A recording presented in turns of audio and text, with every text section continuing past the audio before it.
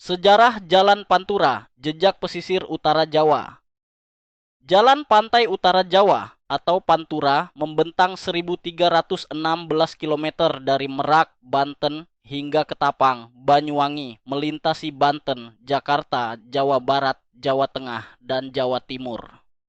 Jalur ini adalah nadi ekonomi, sosial, dan budaya Pulau Jawa, menghubungkan kota-kota besar seperti Jakarta, Cirebon, Tegal, Semarang, dan Surabaya.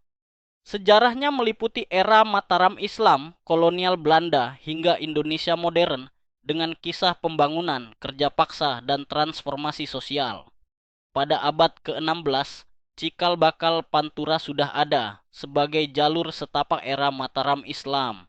Jalur ini digunakan untuk diplomasi dan perdagangan, menghubungkan pedalaman dengan pesisir. Utusan VOC pada tahun 1620 satu melintasi Tegal Mataram, menunjukkan peran awal jalur ini untuk politik dan perdagangan beras serta kayu. Meski sederhana, jalur ini penting meskipun bergantung pada kondisi alam yang penuh rawa dan hutan.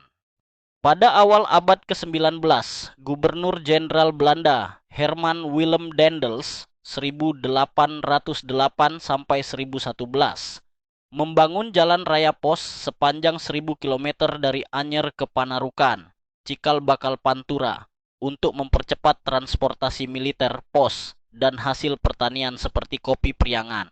Dengan dana terbatas, ia menerapkan kerja paksa, menyebabkan ribuan pekerja pribumi meninggal akibat kondisi keras, kelelahan, dan malaria. Pramoedia Ananta Toer menyebut proyek ini merenggut 12.000 nyawa. Meski sebagian rute melintasi pedalaman seperti Bogor, jalur pesisir Jawa Tengah diperbaiki karena strategis. Dibangun dalam 2 tahap, 1808 Merak Batavia, 1809 Semarang Demak. Jalan ini menghadapi tantangan banjir, khususnya di Semarang Kudus. Digunakan untuk kereta kuda Belanda dengan pribumi dibatasi di jalur samping, dan 50 kantor pos didirikan untuk komunikasi cepat saat blokade laut Inggris. Masuk abad ke-20, Pantura bertransformasi seiring munculnya kendaraan bermotor. Mobil, bus, dan truk meningkatkan peran ini sebagai nadi logistik. Pada tahun 1923, istilah Pantura muncul dalam majalah Indi. Pada masa Orde Baru, 1966 sampai 1998, orientasi ekonomi terhadap tanaman pangan dan industrialisasi menjadikan Pantura semakin penting. Pelepasan minyak 1974 sampai 1981 menciptakan kelas kaya baru, meningkatkan mobilitas dan perdagangan. Jalur ini mengangkut beras, gula, dan tekstil dengan volume kendaraan hingga 33.000 per hari, terutama saat mudik lebaran.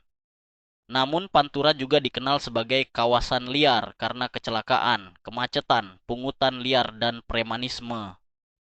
Kawasan seperti Alas Roban di Jawa Tengah dikaitkan dengan mitos Nyi Roro Kidul, yang konon menyebabkan kecelakaan misterius. Menyimpang perilaku seperti prostitusi juga mewarnai beberapa segmen jalur ini. Era modern, ikon budaya, dan tantangan pasca kemerdekaan, Pantura tetap menjadi tulang punggung transportasi darat, meski tersaingi kereta api dan jalan tol Trans Jawa. Jalur ini ramai saat mudik, terutama di ruas Jakarta, Cirebon, Semarang. Pantura kaya budaya dengan kuliner seperti sate blora, nasi lengko Cirebon, dan garang asem Semarang, serta musik dangdut koplo yang jadi ciri perjalanan. Pemerintah terus memperbaiki jalur ini, seperti proyek pelebaran 2003 dengan dana 302,57